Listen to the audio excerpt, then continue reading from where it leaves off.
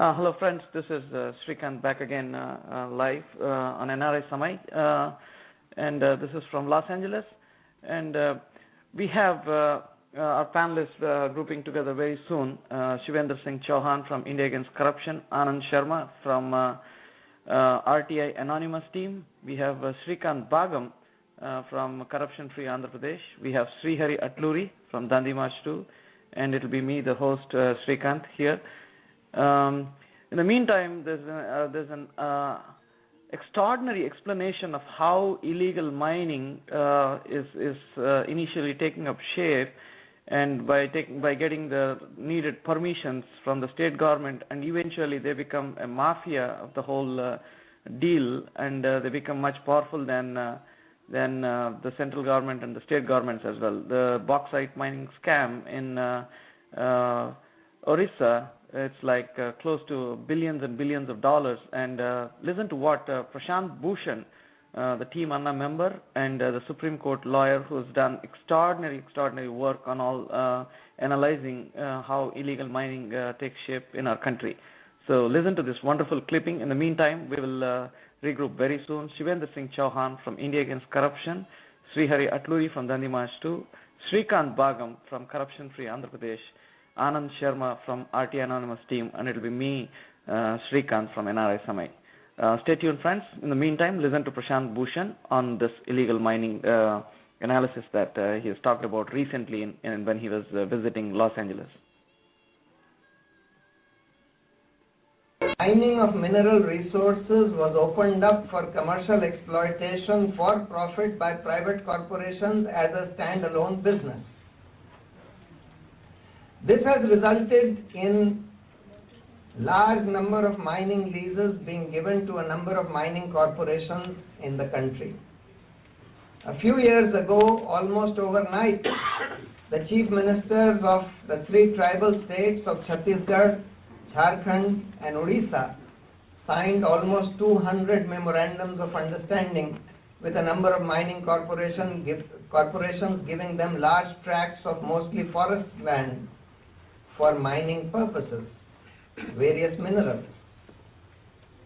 Those MOUs were signed without any transparency. Even today, they have not been disclosed to the people. It's another matter that many of those mining leases or those contracts have not been actualized because of the resistance being faced by these mining corporations from the indigenous people who are going to be displaced by effectuating or actualizing these mining leases. Now, what has this done? This is actually being illustrated by a very detailed, voluminous report given by Justice Santosh Hegde, who was the Lokayukt of the state of Karnataka, about iron ore mining in that state. He has pointed out that this is an industry, iron ore mining is an industry where the cost of extracting iron ore from the ground is on an average just about 300 rupees a ton. The cost of transporting this iron ore to the port is another 300 rupees a ton. This iron ore is then exported from the port mostly to China at an average price of 6,000 rupees a ton, which means that these corporations make 90% profit on their revenue. Of course, some of this profit is paid as bribes to various public officials. Some or substantial part of these profits are paid as bribes to various officials, right from the chief minister downwards to the local officials there.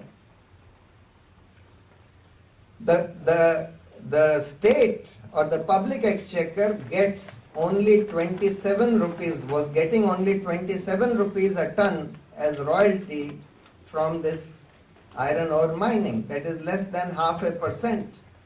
This royalty has been increased to 61 rupees a ton. Now, the volume of mining that can go on is theoretically unlimited. In the state of Odisha alone, the value of bauxite reserves has been estimated to be $2.2 trillion. Now India's GDP is roughly $1 trillion, a little over $1 trillion. This means that if you gave away all the bauxite reserves to these private mining corporations for exploitation, for just profit, they could extract all of bauxite of Odisha in less than 20 years. Justice Santosh Hegde in his report has pointed out that the rate at which iron ore mining has gone on in Karnataka, the resource iron ore is likely to be exhausted in well under 20 years, probably in only 10 years. So, you could achieve a 10% GDP growth just on account of bauxite mining in one state of Odisha alone. But what good does this GDP growth do for the country, for the people of the country? Let's try and understand this. What are the effects of this mining? The public exchequer gets less than 1% of the total revenue by way of royalty. On the one hand, you have the forests being destroyed, because most of the mineral resources are in forest areas, densely forested areas. Secondly, you displace all these indigenous people who are living in these forest areas and condemn them to either starve to death because they are dependent on their livelihood, for their livelihood on this forest land, on this land and forest, or they fight, as they are in many parts of the country, to retain their land, to prevent the actualizing of these mining leases. And then the state has two options. One is to leave the mining and allow them to retain the land, or to forcibly evict them by use of police force, paramilitary force, by firing upon them, by lathi charging them, which is also happening in many parts of the country, has happened, is happening. And this leaves those indigenous people with only two choices: either to go away and starve to death, or to pick up arms and join the Maoists, which they are doing in more and more numbers. And that's how the strength of the Maoists is growing. It's really 90% of the fighting force of the Maoists, more than 90%, consists of these tribals who have been forcibly evicted from their lands, or who have been brutalized by the security forces, whose houses and homes have been burned. In the state of Chhattisgarh alone, more than 600 villages have been burnt by the Salva Judum and the security forces, and the people living in those villages have been forced to come to relief camps. So, on the one hand, you are destroying the forest, you are destroying the water sources. Bauxite, for example, in Odisha, there are these mountains of bauxite which are the aquifers for all the rivers. They are the sources of all the rivers flowing out of Odisha, originating in these mountains. If you remove this bauxite mountain, you are destroying the source of water from these rivers. The mining itself causes enormous pollution to the water bodies, causes air pollution, so you are destroying the environment. You are creating a huge social problem. You are taking away all the mineral wealth of this country, and most of it is being exported out of the country, leaving nothing for future generations. And what is the benefit that you have achieved?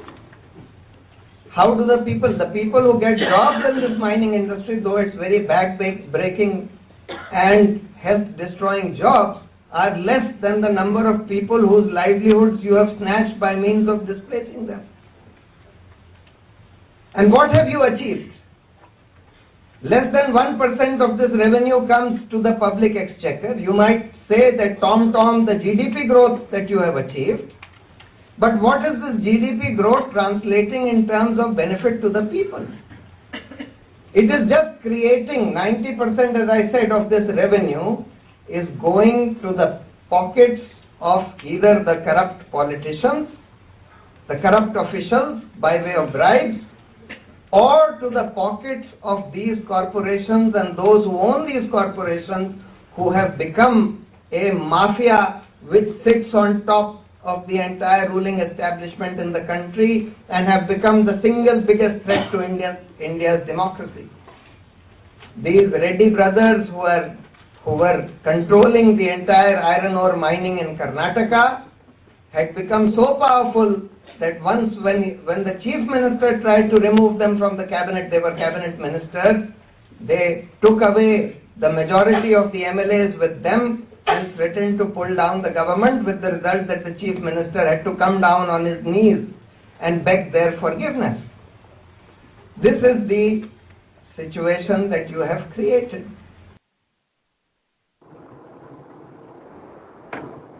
Friends, that was Prashant Bhushanji explaining about the mining issues, and actually he was, for the most part, he was talking about legal mining. So even with the legal mining, he's telling how many environmental problems are there, and how much less benefit for the government and more benefit for the corrupt people.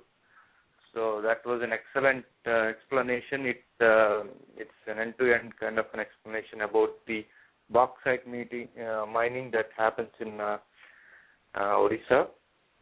He was telling about that when he was in Los Angeles last October.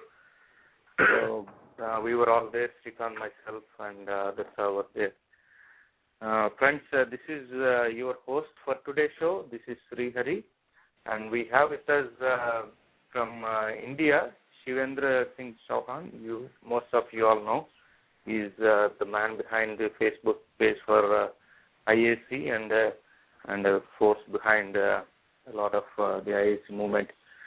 Then we have Anand Sharma. He is from, I think, Florida. He is behind RTI Anonymous. And we have Srihari Bhagam. He is from California, Bay Area. He is he's the man behind the corruption-free Andhra Pradesh. And we have Srikanth Kocharlakota with us from NRISamay. So we'll start from here, friends. We actually tried to get Madhurani Piotia, an IAS officer and also wife of the ex Chauhan, Narendra Singh. We'll talk about that in a minute. So I would like to welcome the panelists. So we'll go in the round robin basis, and Srikant Bhagam garu, welcome. Yes. So friends, today's topic is, as you know, we're going to talk about the mining, the illegal mining. It's happening in a lot of areas. And for today, the discussion, it will be like a roundtable discussion, and anybody can pitch in, anybody can talk. There is no formal process. Friends, as we have seen, not only that the corruption around the mining is impacting the money, the financial part of view, but as we have seen lately, it's also killing a lot of people.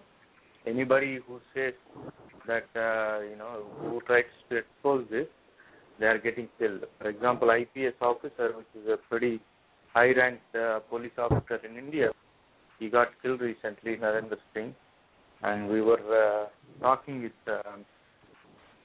my wife, Madhurani Piotia, and she was explaining about how bad the situation is. Unfortunately, she couldn't join today. She did not pick up the phone for past 2 days. I hope everything is okay with her. Because she was on the TV, she was explaining that even her family is getting threats from these mining people. So I would like to open up the floor and get some inputs. Shivendra ji, you want to talk about the corruption around mining or anything? Yeah, hi, very good evening from India. Hi, Sri, and hi to all the listeners. Well, I think, I've been listening to Prashant ji earlier on the show, and he's put it so brilliantly. Actually, he explained all the issues related to illegal mining in depth. Now, I don't have anything to add to what Prashant ji has already said. But, the focus on the issue of whistleblower protection. And as you must be aware of, that we are holding a one-day event, a one-day upvas tomorrow at Jantar Mantar in Delhi, to focus on the Whistleblower Protection Act, which is sorely needed to save people like Narendra Kumar, and there have been people in the past. Tomorrow we are going to, the government, central government, passed a Whistleblower Protection Act in this winter session. But we at IAC, we demanded a strong Whistleblower Protection Act along with the Jan Lokpal bill. In fact, Whistleblower Protection Act and the Citizen Charter were all included in the Jan Lokpal itself.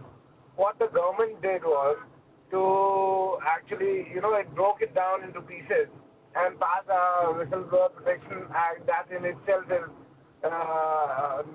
inadequate and not strong enough to really save the whistleblowers from threats or from harm by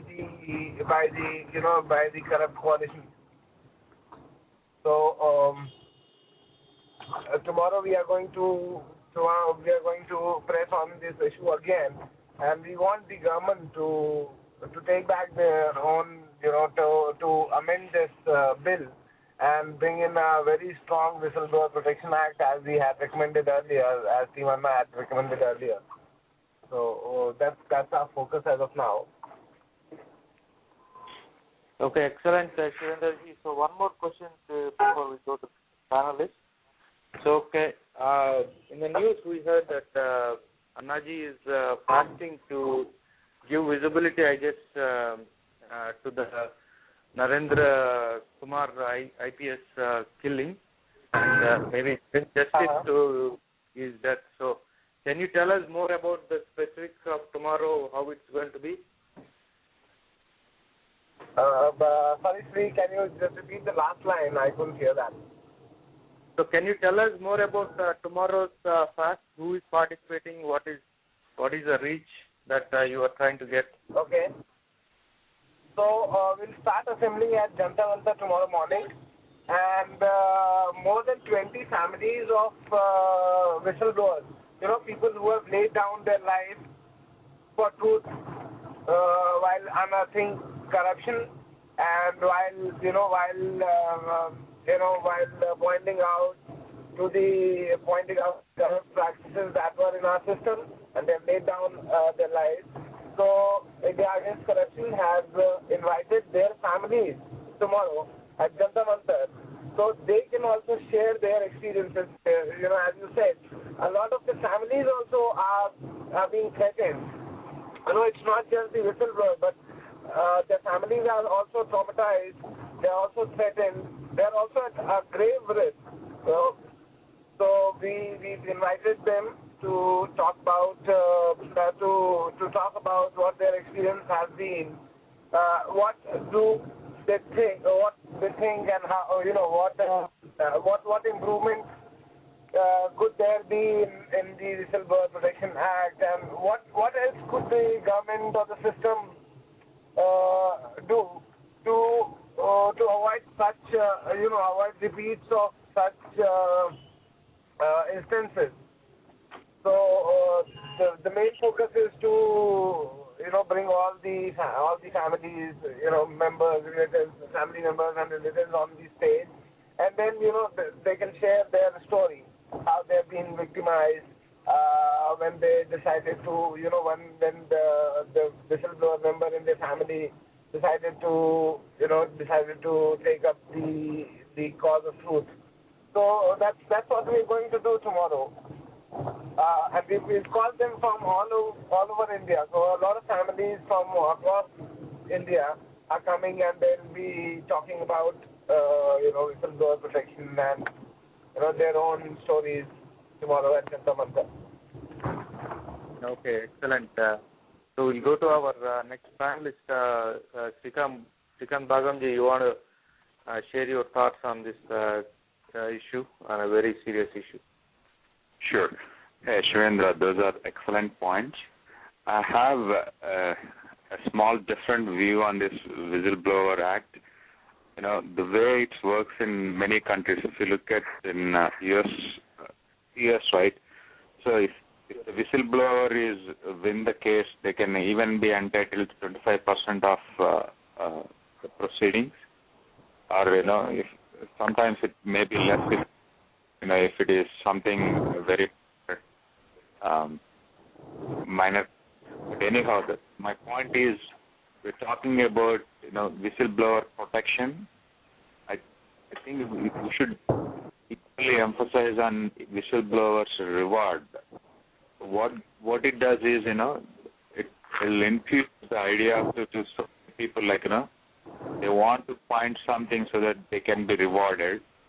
So in the initial budding stage itself, you can blow it off. Like, the moment if somebody is trying to open the tender or illegal mining, whatever it is, if there is non-transparent method is going on, all the employees will be watching like an eagle.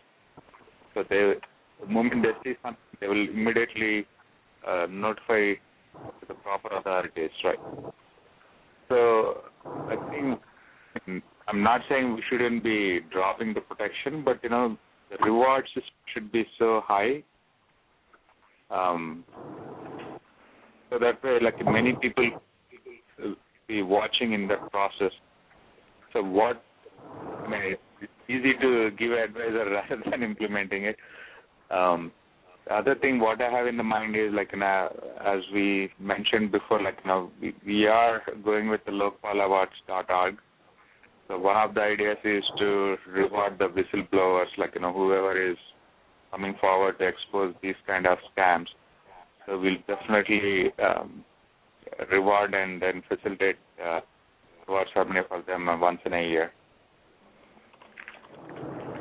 Excellent, sir. So I guess Shivendra ji is saying on one side we have to protect them, whoever is coming forward, and Srihari Bhagam is saying that not only protect, but we also have to reward. Very good point.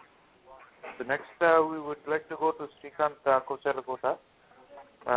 Sir, can you please provide your inputs on this issue? Yeah, first thing is understanding what this illegal mining is, because it's like almost digging the ground in most of the states across the board. It's like Orissa, Chhattisgarh, Karnataka. They're not leaving any space in this whole process, and they're digging the ground. So the main criteria to define illegal mining is basically dissipated into four things. One is absence of land rights. If you take the Karnataka illegal mining, you'll see all these four things happening. One is absence of land rights, absence of mining license at few locations, and mineral transportation permits. It's totally the mineral transportation permits are absent in these specific cases, or any document that legitimize this operations. So these four things are absent. One is absence of land rights, mining licenses, mineral transportation, and any document pertaining to this ongoing operations. These 4 things are happening in all the states across the board. So that if we want to define what is illegal mining, whether we are fortunate or unfortunate, as and when this privatization took shape, giving licenses to independent parties, these independent parties, they cross the thin line of ethics, and without having proper land rights, without having proper mining licenses, without having the rights to export the minerals or iron ore or whatever it is, and without having proper documents on ongoing operations, these guys, as Prashant Bhushanji explained, are digging our ground. So that is what we have to really worry about in this illegal mining. And if you see, no matter what political party it is, the recent coal scam has come out in open, and then each one was trying to ponder on the other party. But as you can see, it is spread across any party, whether it is BJP or Congress or wherever it is. All people got involved, all governments got involved in this process of illegal mining. And it will be a great honor. We have wonderful panelists like Shivendra Singh ji, we have Anand Sharma ji, we have Srikanth Bhagam garu. It's good to have a comprehensive discussion on this. And as Shivendra ji has explained about the whistleblower protection side, so these mining operations that are being that are happening in multiple states, these people initially took the permissions from the governments. They slowly grew up, as you have seen in Karnataka. The person who was involved in this illegal mining was a son of a head constable without having any background, and eventually he slowly started off getting permissions as a private party to start the mining operation, and then he spread across at multiple locations, dismantling temples, dismantling areas which is where he is not permitted, and eventually he became even powerful than the government, and it's ultimately taking the shape of mafia like the drug cartels in Mexico. So that's what we'll have to be worried about, and that's about the illegal mining that we'll be talking about today. Okay, excellent point. I want to give it to Anand Sharma to get his thoughts. Go ahead, Anand. Hi. Yeah, I had a couple of things that was not touched earlier, and I have some minor differences with Srikanth Bhagam and Sreekanth Kocharlakota. So first of all, if you see, I mean, specifically Bellary mining, that's since I'm from Karnataka, what happens over there is there are hundreds and I would say almost 1,000 people employed by this mining industry. This illegal mining actually provides an employment which in turn generates a vote bank. And because of this vote bank, what ends up is something that happened in the recent Bellary by-election where Sriramulu Reddy's aide won by a very high margin. So it's a circle where and Bellary by-election, we can say about any kind of things they try to hack the election and all, but in general, the reason why Reddy's aide won, Sriramulu won, was the fear of losing employment. The people really started losing employment, and when it comes to employment and food and their own, what they call rosy roti, ethics becomes the secondary part. When you talk to the poor people, I mean, it's their livelihood now that's been cultivated, brainwashed over the years. So what's the solution here is the question. What Shivendra ji, Arvind ji, Anand ji and all of that are doing is the long-term, getting the Lokbal, getting the Whistleblower Act, that kind of stuff. But that's a long battle. Yes, we would win, but that's a long battle.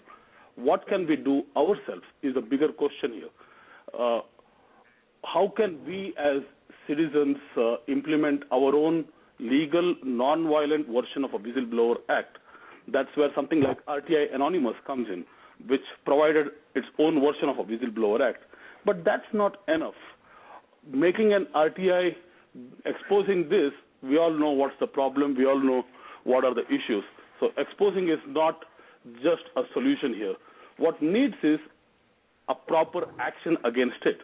And the way I see it is, from a short-term point of view, I mean, long-term, the whole Lokpal, the Whistleblower Act, Andolan, tomorrow's fasting, that's absolutely necessary. But short-term, for people to feel empowered, we need to expose, we need to publicize this, we need to create a group of people who can file cases. If required, cross the ethical line a little bit to do a little bit of blackmail of saying, okay, if you don't stop it, we will publicize it. RTI Anonymous creates an umbrella of RTI activists. Let us create an umbrella of well-meaning journalists who are not paid journalists and who can go ahead and publish all these articles and exposes that's coming from RTI activists. Get a group of very well-meaning, honest, committed public interest litigation lawyers. Create that group who can go ahead and file the cases. That, for me, is a deterrent and people's own version of a Whistleblower Act rather than waiting for the government to implement anything, because that's going to take its own time and it's a long struggle. I mean, that's what I say. Srihari, I want to add a point here. Yeah, go ahead. Anand Sharma ji and whatever we are talking right now is all about what happens after corruption has taken shape and we have lost crores and crores of money. Recently, we had a conversation with a bureaucrat. His name is Mr. Rajaram Boji, a very honest Konkan Railways MD, who was brought up a very important point with Ms. Kiran Bedi ji. So I'm sure you're also aware of that. He was saying, why is that all of us, whether it is India Against Corruption or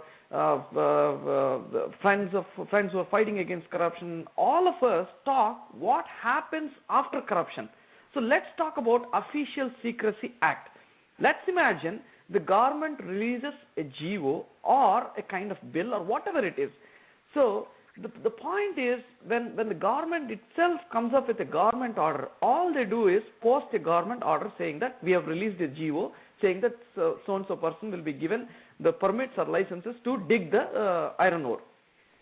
What Rajaram Boji was repeatedly saying is, why not we amend the Official Secrecy Act in such a way that all documents that ended up in the GO, once the GO is released, that means once the GO is released, that means it came out in the public, right?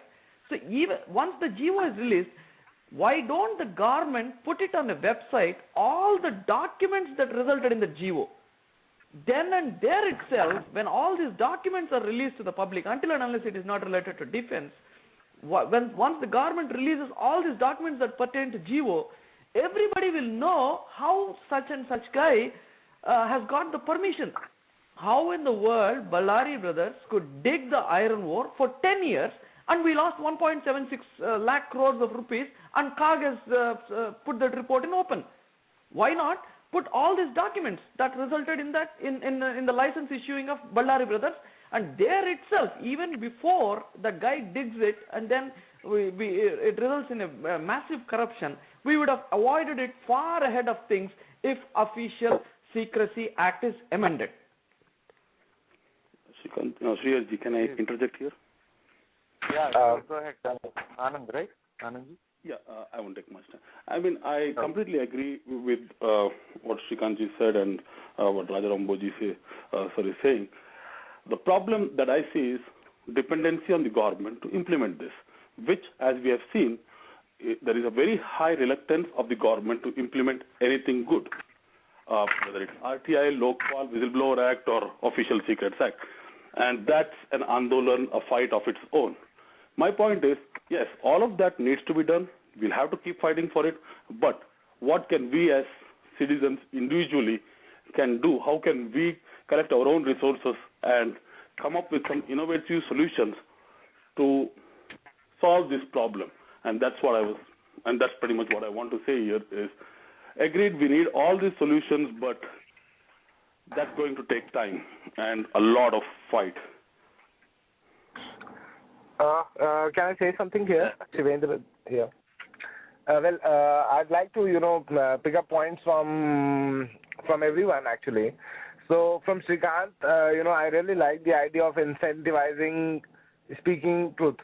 So if we are able to reward people, if we are able to, compensate them adequately for speaking truth or for bringing the truth out, I mean, it's a great idea.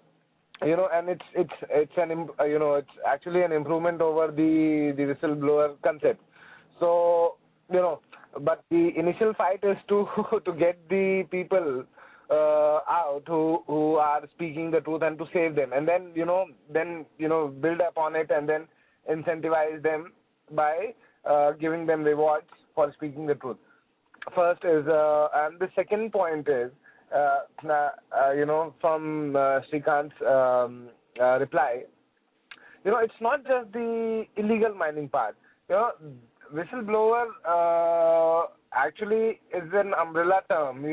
It could pertain to Ministry of Petroleum. It could pertain to an order in the Ministry of Surface Transport. So it's not just the illegal mining, or it's not just the mining sector where a lot of corruption is taking place. There's a huge large-scale corruption in aviation, large-scale corruption in all the government departments that have, that can take major decisions. And, the decisions that they take have a lot of monetary value. So, so we'll have to look at it in its entirety. It's not just the mining industry whistleblowers. There are whistleblowers in every sphere. I mean, related to every industry, every department.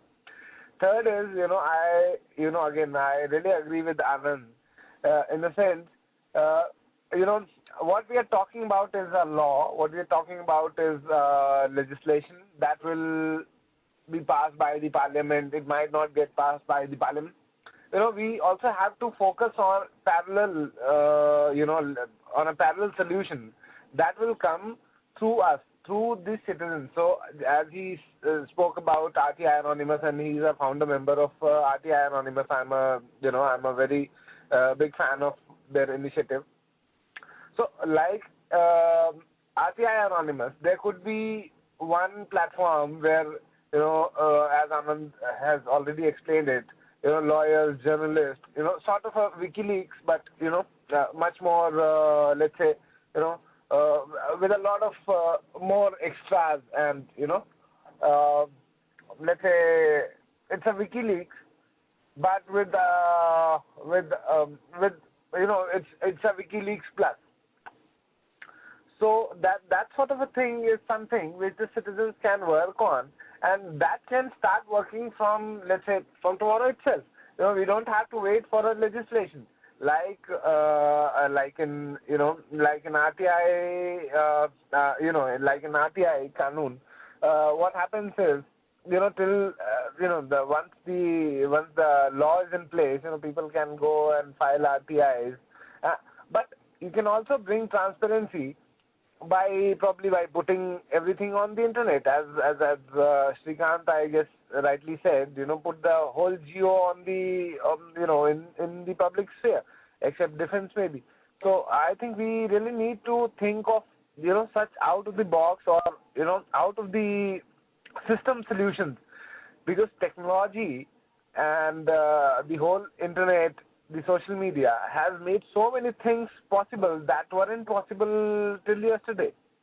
And we will have to, we really need to seriously look at how to leveraging these technologies to do things that, that the government might need a legislation to do, but we can do it through technology.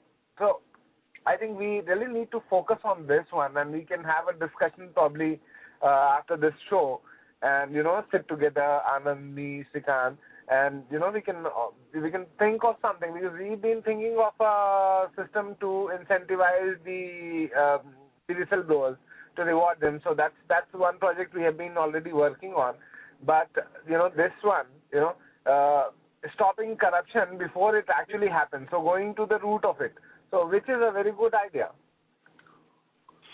Shivendra, Excellent. I just want to remind our listeners that they can call into the studio and give their inputs. By the number is in United States. The number is 323-410-0162. Or if you're outside, you can always go to our NRISamay.com and use the chat widget to provide your inputs. Okay, I think Srikant Bhagam is trying to say something. For this conversation, I would like also not only talk about the solutions, which is actually the most important part, but also give the context of why this illegal mining is so critical. So I'll give it to Srikant Bhagam. I think he is trying to say something.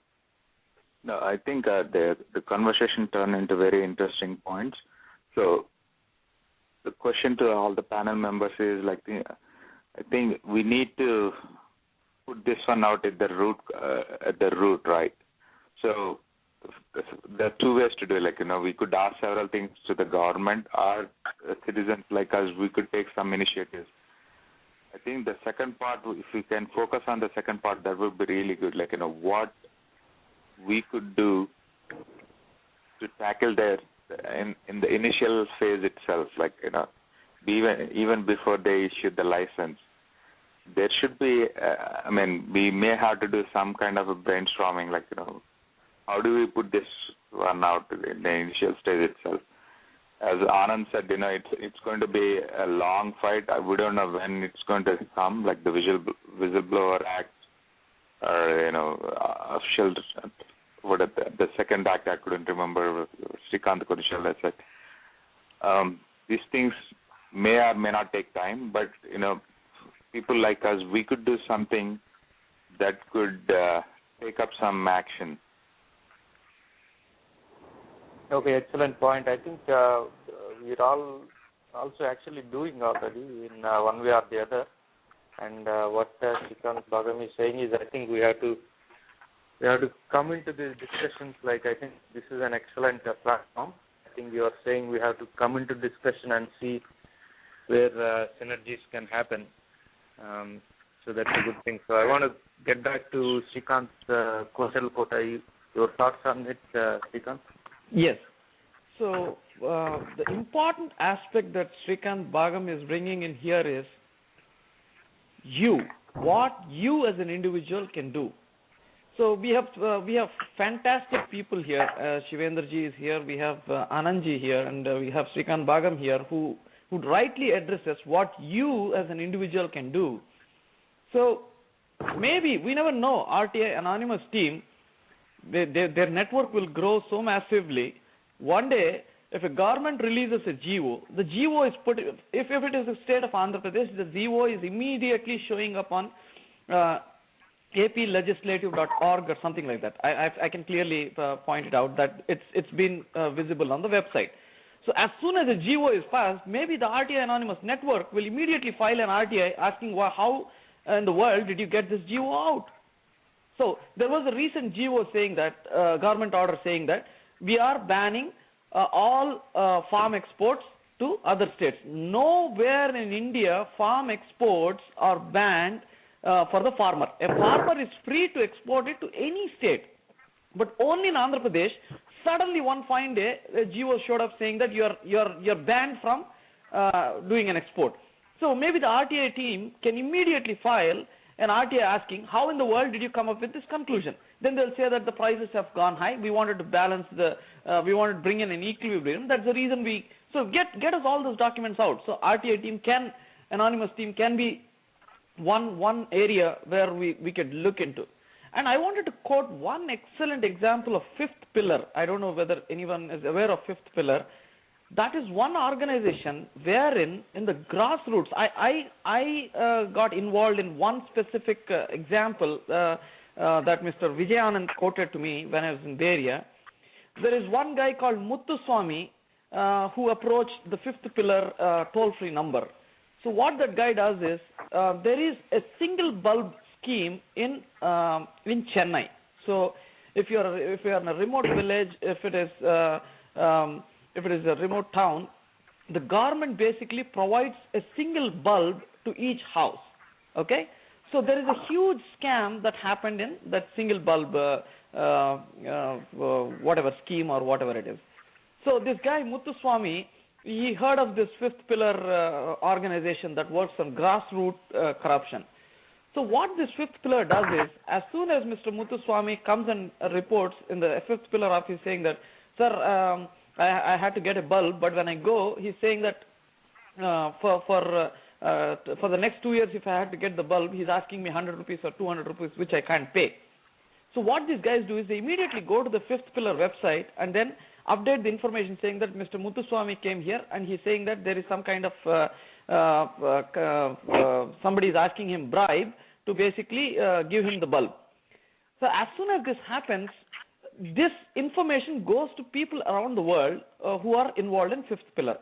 So somebody in Washington DC, he will pick the phone and basically in the website they would have given the details of the person whom Muthuswamy has approached, and there's somehow fifth pillar has got network wherein they'll get the number of that the municipal office or whatever it is where this guy is sitting, the guy who asked for a bribe. And then this person from Washington DC will call, hello Changalrai, it's like Muthuswamy came few minutes back and then it seems like you asked 100 rupees. And he explained to me, Vijayan, very nicely, he told that immediately the Changalrai will start yelling at him, shouting at him, saying that, what are you talking, you dirty, he'll use all filthy words, saying that, yelling at him. Then what these fifth pillar guys will do is, they'll say that, okay, whatever I had to say, I told you, if you are willing to give the bulb, give the bulb to him. If you are not doing that, then we'll contact your higher official, Selvarajan. So as soon as this starts, these people are calling up higher up in the authority saying that, hey Selvarajan, it's like I just called Changalrai. He's saying that I can't help him. Is there something you could do?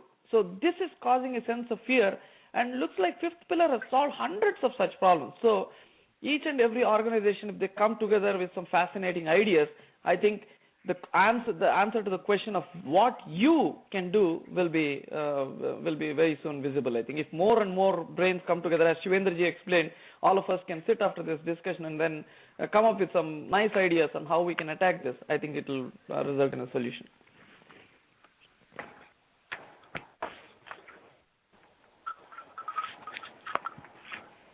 That was an excellent point, Srikanth. Yeah, so I think, okay, excellent, Srikanth ji. I want to give some context towards why this mining is such a critical issue today, as much as any other corruption like 2Gs and other Gs. So, for example, if we take sand mining, illegal sand mining, I used to think, hey, sand is like, it's free. I mean, sand is everywhere in India. So what's wrong with somebody taking sand? But little more understanding, I think, after reading some more, the sand on the river basis, it's very important, very critical, because if there is no sand, then the water cannot stay. When there is no sand in the river, the water cannot stay there. It either goes into the ground or it will just dry up very soon. That means there is no river. That's exactly what is happening. That's exactly why one of the biggest rivers in the world, the Ganges, Ganga, it's almost shrinking now, and that's happening across India. It's happening in Andhra Pradesh, Tamil Nadu, I know, and people are getting killed every day in the news, especially in Andhra Pradesh. We see every other day at least, we see somebody got killed or somebody got attacked because they tried to ask about this sand mining. So a lot of natural resources are going away, like we say coal mining.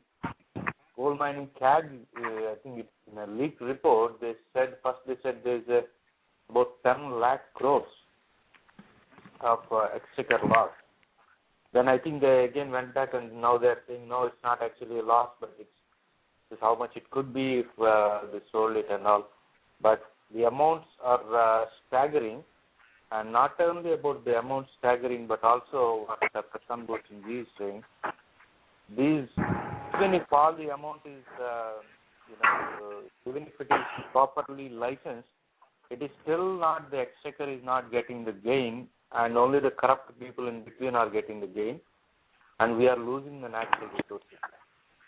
Other point I want to bring up, which hasn't been brought up yet, Prashantji is mentioning that iron ore that's digged out of from Karnataka region, it's going to China. What that is, China is the biggest competitor for India now. And actually, Prime Minister recently said 2 or 3 times that China is doing much more better than India in terms of industrialization, which is a known fact now. And now the illegal guys, we are helping them.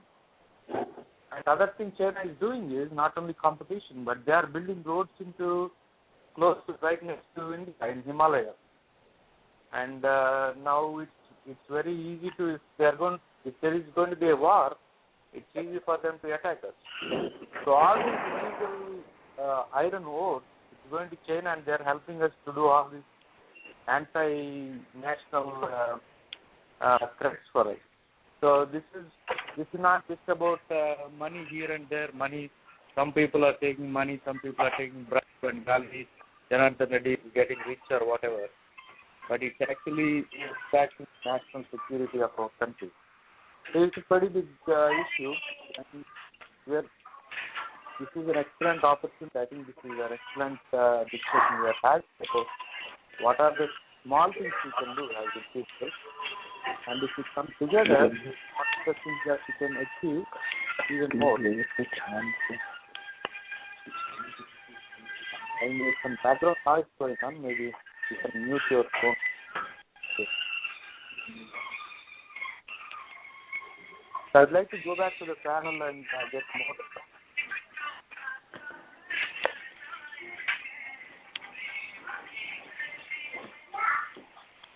Anandji, you want to speak in?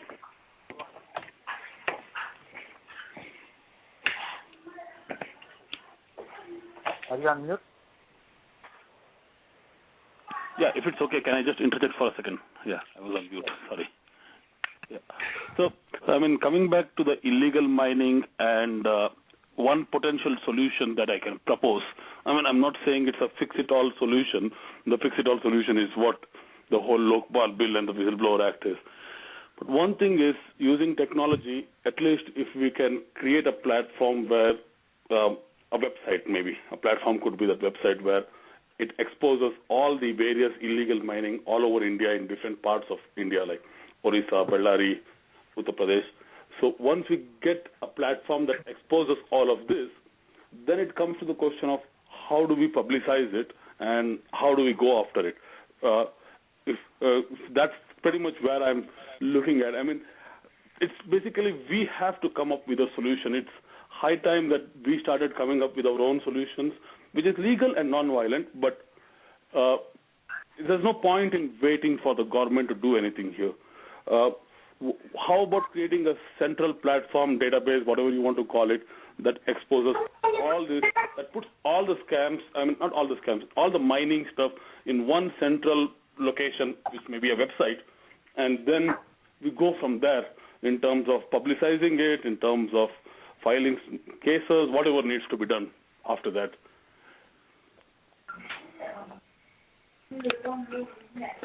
I strongly believe in looking at a solution of a problem than just stating a problem here. And for me, given the resources, this is the way at least we can start off. Unless there are some other brilliant ideas here, which would be awesome.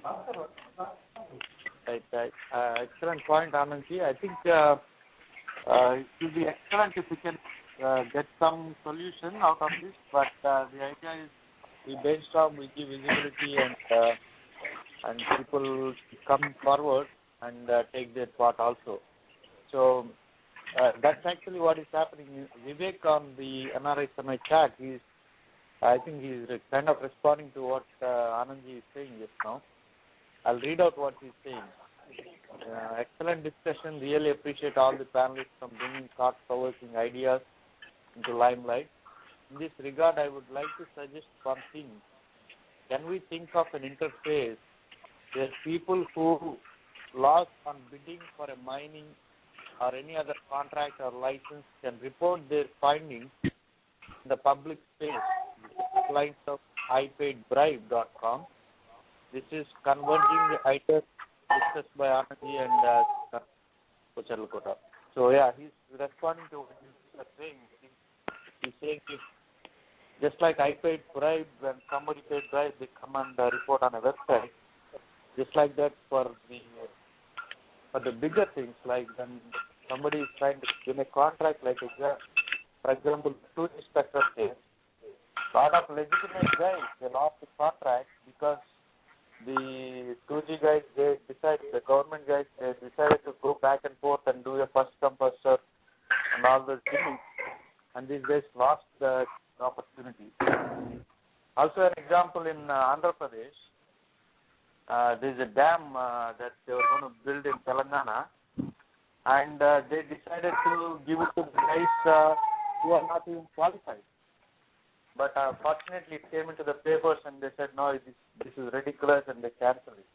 But the government was saying, hey, this is the cheapest one, and we'll give it to the guy who is not even qualified. How are they going to build a dam for the cheapest price? That doesn't even make sense. So the people who lost in those bids, they come to a website and they report it. I think it's a very good idea. I would like to ask Shivendra ji, because I know it's night for him and he's probably parked his car somewhere on the side of the road and he is attending this call. So Shivendra ji, want to add any inputs? I just reached home, parked my car, and just entered my apartment, and there was this, because I was in a lift, so I kind of missed some of the conversation. But from what I've heard today from all the panelists and before that, so I feel that the solution is actually multi-pronged. The Whistleblower Protection Act is one solution. A citizens' initiative to incentivize speaking truth and to incentivize, to reward people who want to come up and, blow the lid of a scam or something. That's another thing. Then there is obviously the RTI Anonymous. But all, as I said, it's going to be a multi-pronged strategy. So something has to come from the government, something has to come from the citizens, something has to come from the civil society. And apart from that, we also really need to look at the basis of such things, at the root of such things, which is a lot of imbalance, a lot of inequality in the society, due to which a lot of corruption and a lot of related issues, take place. So we need to have a very, very holistic approach to these problems. It's not just as if one size does not fit all, or it's not just that one pill will remove remove the ailment. So it has to be a very holistic approach. We have to look at different solutions, in different contexts. So that's my sense, and I think we really need to discuss it more. And make this discussion more broad-based, get more people on board. So probably next time, we can have a broad-based discussion where a lot of people come up with ideas, or we can collate those ideas and come up with something that's substantial. Okay, excellent inputs. Anybody else want to add? Yeah, Srihari. because Shivan is on call right now, I just want to ask, see, as Anandji told, Vivek, I think just mentioned about why not having a centralized place where we can have this information. I want to ask Shivan, for a platform like India Against Corruption, there surely all of us can get together and then get something like that very soon. But what are the challenges that they face on the online forums? Do they face any challenges wherein it's easy to start off, but to get going, I think there is too many hurdles. In the process of getting India Against Corruption Facebook page and all these websites and all these flyers that they're getting through, are they facing any challenges that we can hear about from Shivan, Srihari? Is that possible? Yeah, absolutely. I'd be happy to share my my learning. So, there are good days and there are bad days, there are highs and there are lows. But what I've learned is, and I'd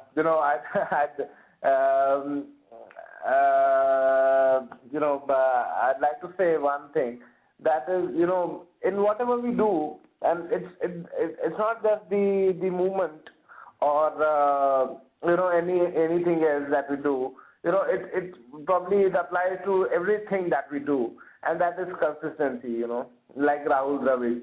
So we really need to be consistent in whatever we do. With India Against Corruption, we have been so consistent.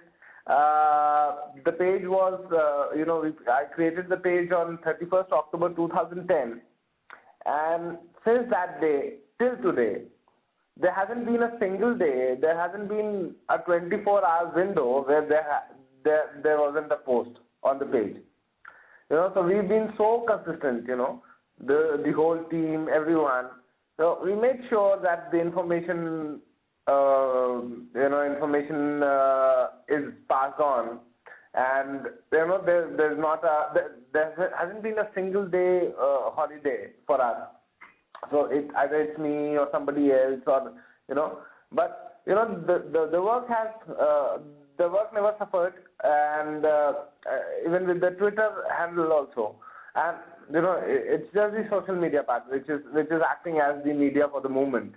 Apart from that, also, since this movement has started, we've been, there are times when we are disappointed, when we don't get the kind of response that we are looking for or we were expecting. But, instead of getting disheartened, we actually increase the effort. We then started to put in more effort. At times, with less effort, we have got a lot of, we've got more results than we actually expect. So, for any initiative of this sort, for RTI Anonymous or for any initiative of this sort, consistency is going to be the key. So if you're consistent, it will take time for you to settle down, to make yourself, to make people aware about your initiative. And there will be time when you probably feel that nothing's going my way, and nothing's moving in the right direction, and I'm not getting any results. But it will come by and by. But the efforts have to be very consistent. Excellent point. So I would like to take 1 minute to read out what we have some responses on the NRISamay.com. Actually, it's a question for Anandji. Suren is asking, did you or Ritesh receive any threats starting RTI Anonymous, and how are you guys managing? And one more question, maybe you can combine it. Kumar Shastri from India Against Corruption, Hyderabad. He's asking, why are there no time limit to dispose of a case once it enters the last stage? In the first two stages, there is a limit, but not in the final one. So he's asking. Okay. Coming to the first question, we had a person asking about the legality of RTI Anonymous, and he had threatened to file an FIR on Ritesh, and We basically, RT Anonymous is not like any traditional organization. We don't have any offices anywhere. It's pretty much an internet-based thing.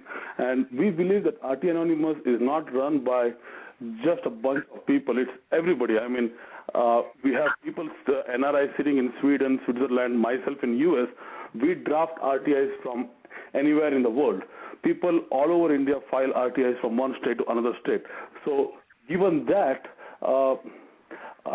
it's very difficult for people to comprehend that it's like India against corruption. We don't have an organization with a president, vice treasurer, and all that nonsense. This is a people's movement kind of a thing. And there were questions asked. So we filed an RTI against ourselves just to manage this. And for whatever reason, the person never came back.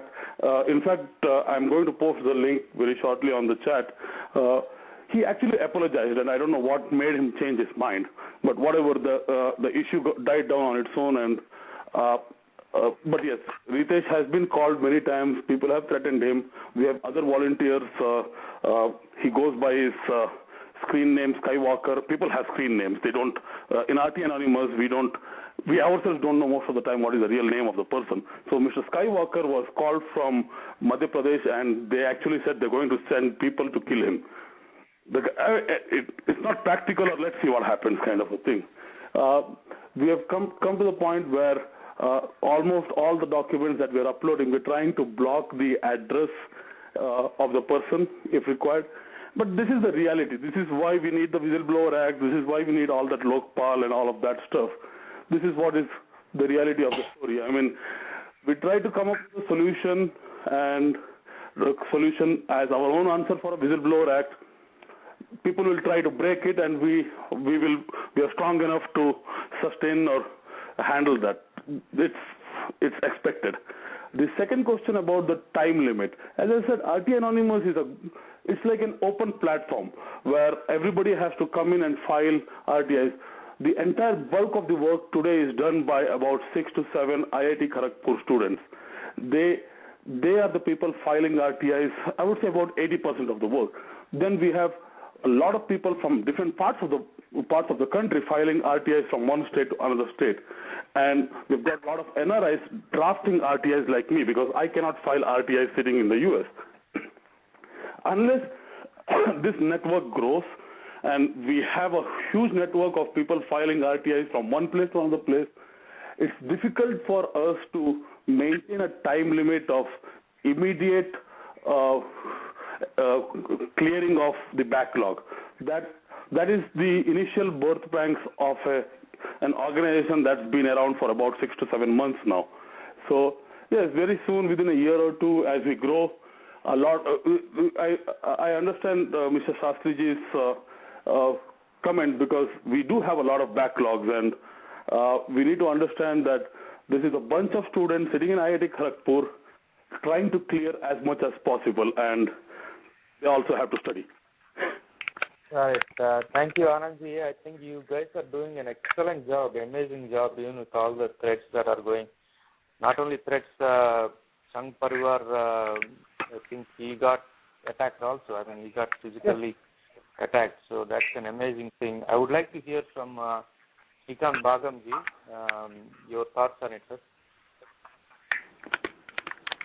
I think the conversation went into different angles, but I really like the idea of RT Anonymous, which I came to know through the NRISamay, and then I had that with Anand and the folks in IIT Kharagpur. It's a good idea. I think I don't know how to use this word. NRISamay had helped to get some attention from NRIs. But I think it will be good if we could get attention from the people across other states in India.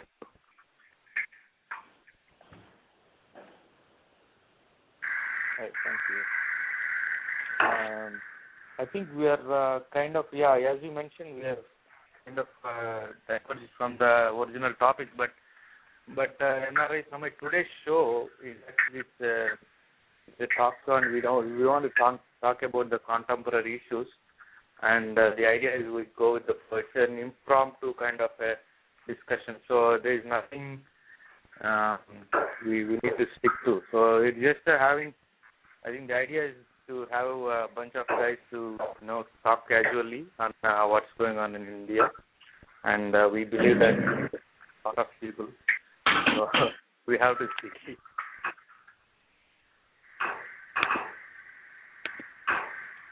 So I think we are pretty much come to of this session, and I would like to thank everybody, but I want to get some final thoughts from each of you.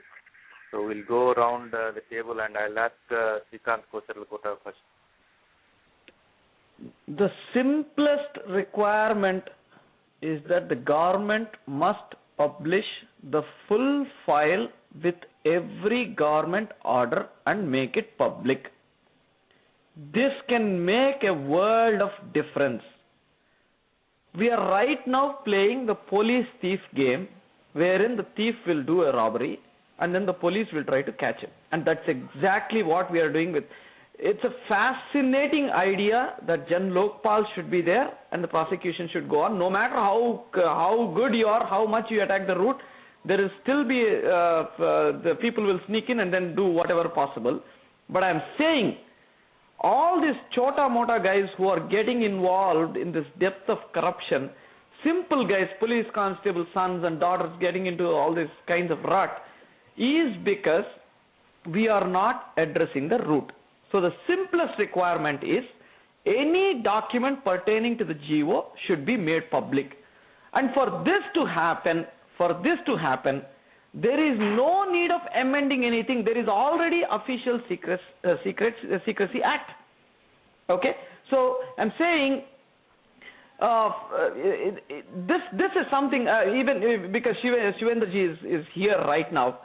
So to implement this demand, no separate act is needed at all.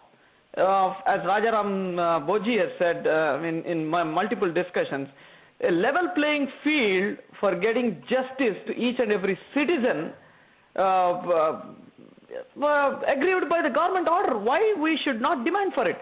Is it possible if Shivendra ji, whenever on what platforms, wherever possible, if he can take it up with Kiran ji, Arvind ji, to tie this up with the Jan Lokpal. Jan Lokpal is addressing after the corruption actually happens, if we should all pursue the root of this. So is it possible we can tie the Official Secrecy Act to the Jan Lokpal and then move forward so that we can attack the root, and then even when you attack the root, there is a possibility that people can sneak in and then still do corruption. So we'll be addressing the complete outset of this corruption.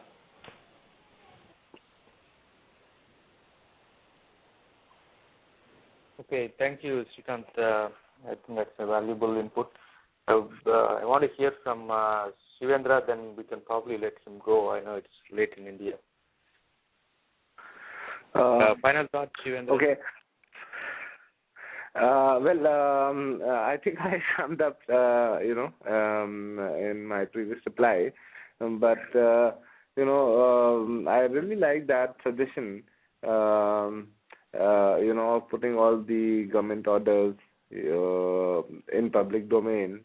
I think I'll after tomorrow probably I'll take it up with the leaders of civil society, and we'll have to see what how it can be taken up with the government, and in fact last week there was we have to look, as Sreekanth has been saying, the government has to do it, and the government has to do this, the government has to do that.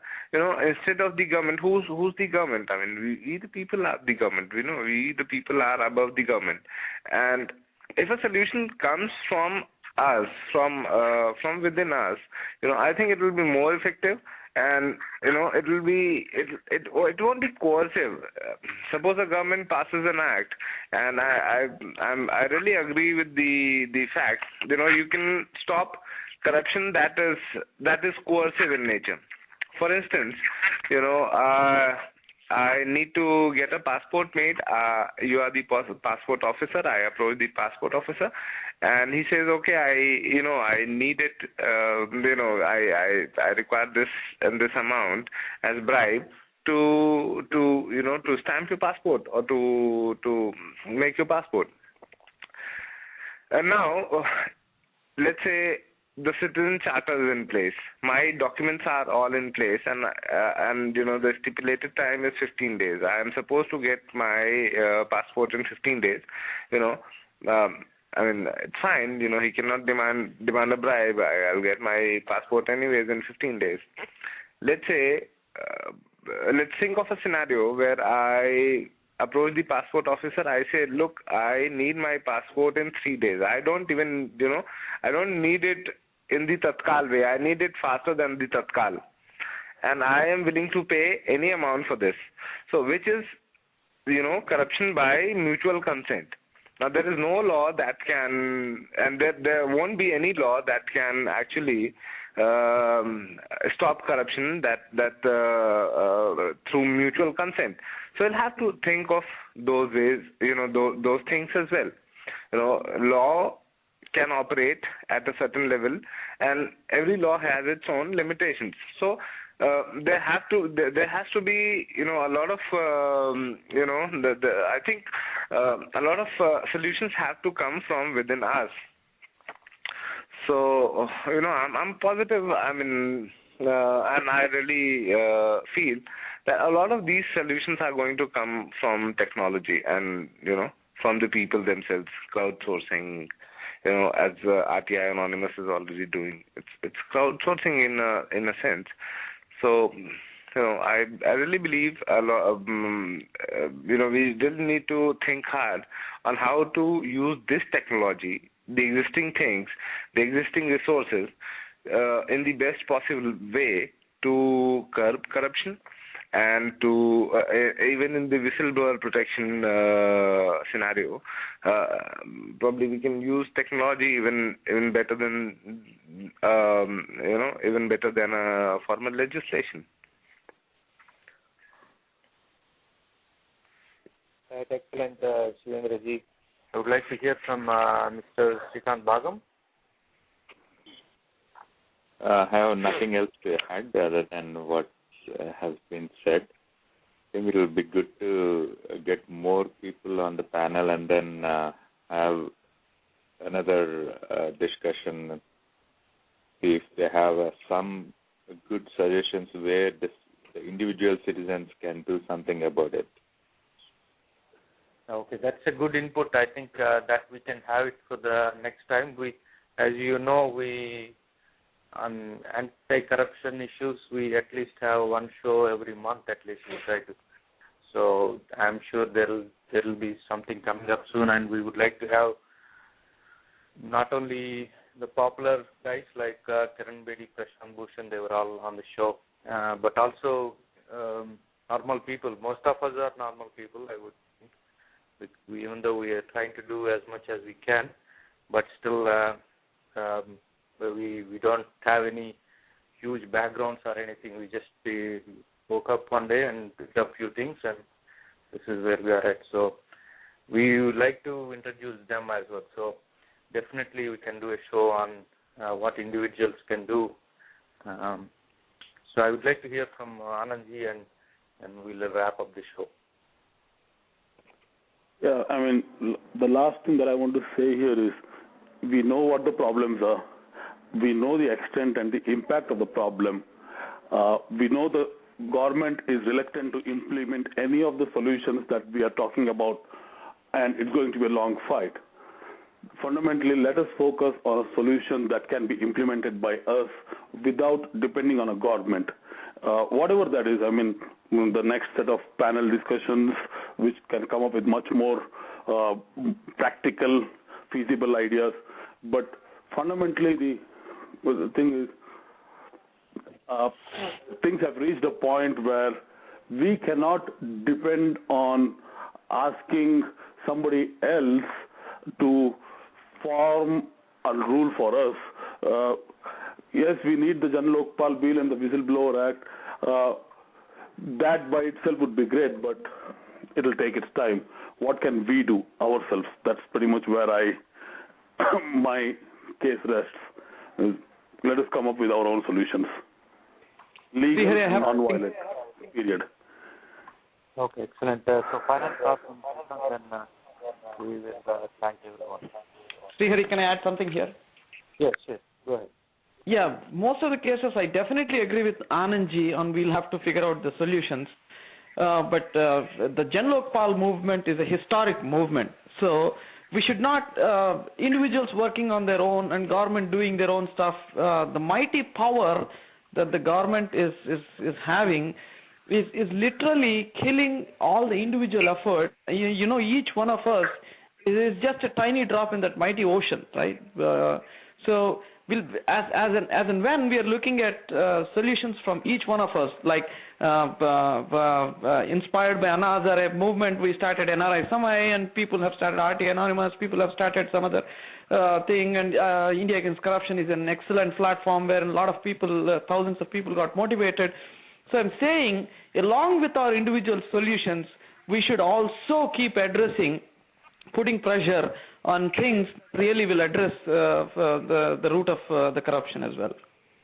I agree with you.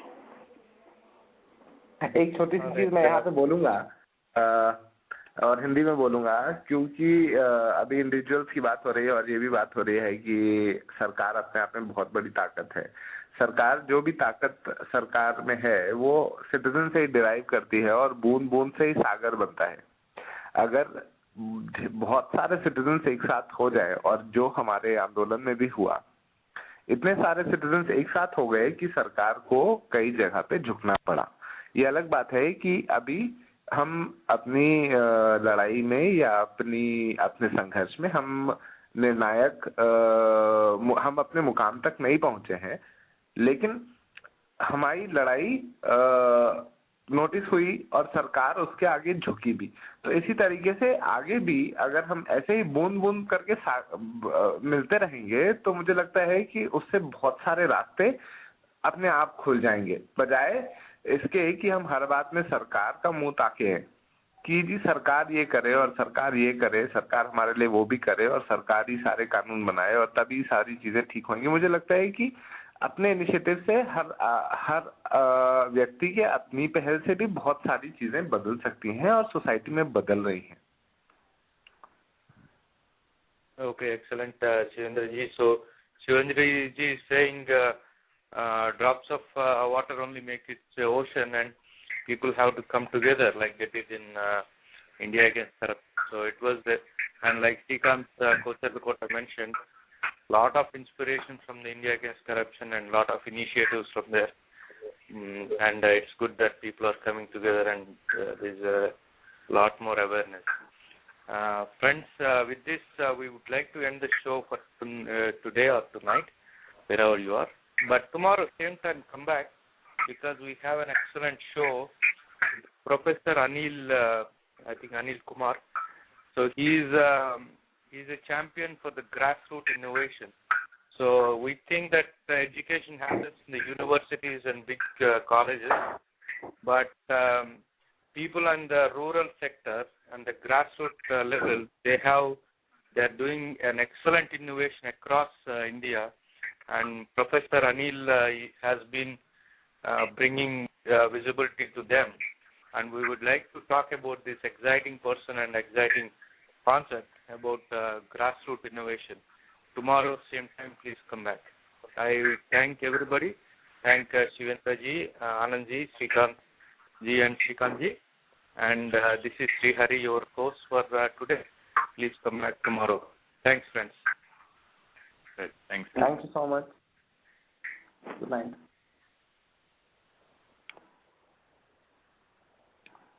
So, Shivendra ji, are you online? Hello? Hello?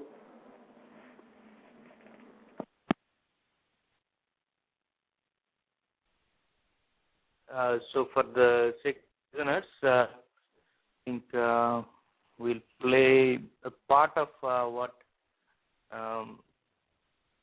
we played before, Prashantji's Prashantji's explanation on the mining issues. Mining of mineral resources was opened up for commercial exploitation for profit by private corporations as a standalone business. This has resulted in large number of mining leases being given to a number of mining corporations in the country. A few years ago, almost overnight, the chief ministers of the three tribal states of Chhattisgarh, Jharkhand and Odisha signed almost 200 memorandums of understanding with a number of mining corporations giving them large tracts of mostly forest land for mining purposes, various minerals. Those MOUs were signed without any transparency. Even today, they have not been disclosed to the people. It's another matter that many of those mining leases or those contracts have not been actualized because of the resistance being faced by these mining corporations from the indigenous people who are going to be displaced by effectuating or actualizing these mining leases. Now, what has this done?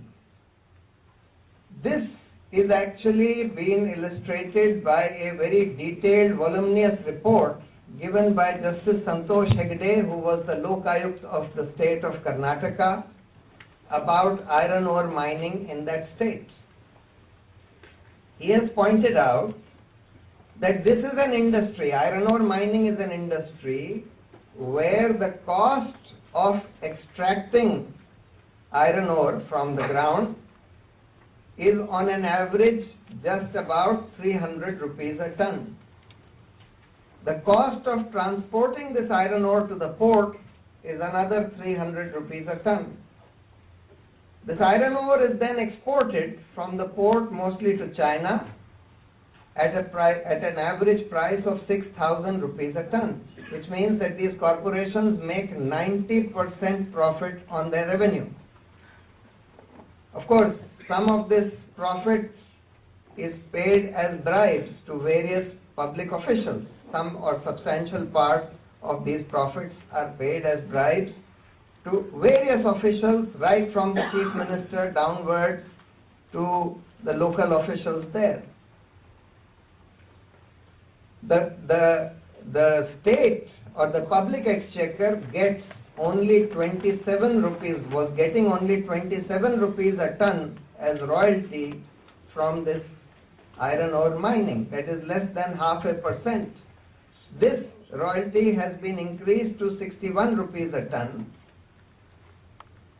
Now, the volume of mining that can go on is theoretically unlimited.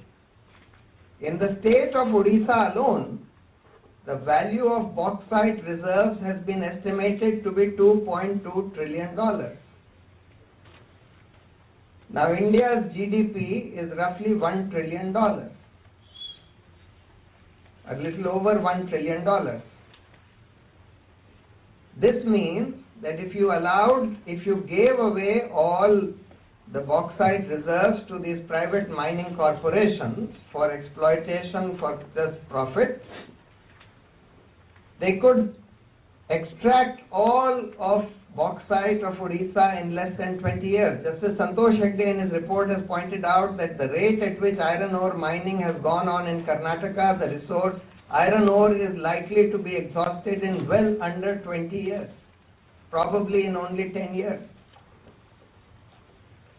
So, you could achieve a 10% GDP growth just on account of bauxite mining in one state of Odisha alone.